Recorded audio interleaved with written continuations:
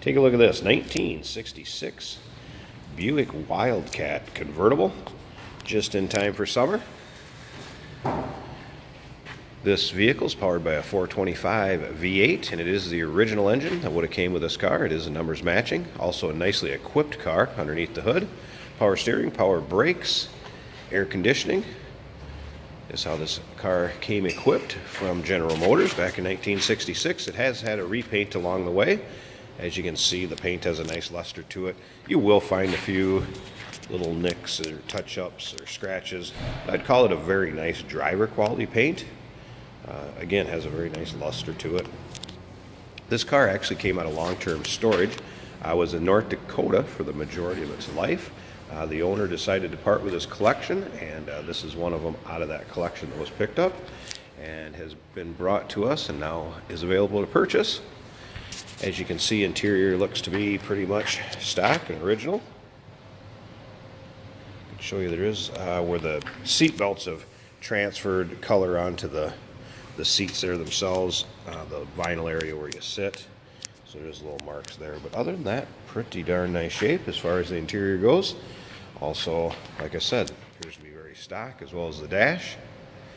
It has had a controller for rear and front speakers underneath the dash, and then a little aftermarket tachometer. Looks error correct. It's probably, the tachometer looks like it could be out of the 60s, late 60s to 70s sometime.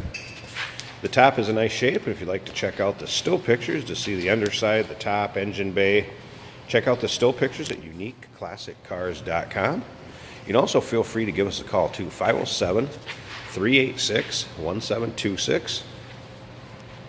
Again, 1966 Buick Wildcat convertible.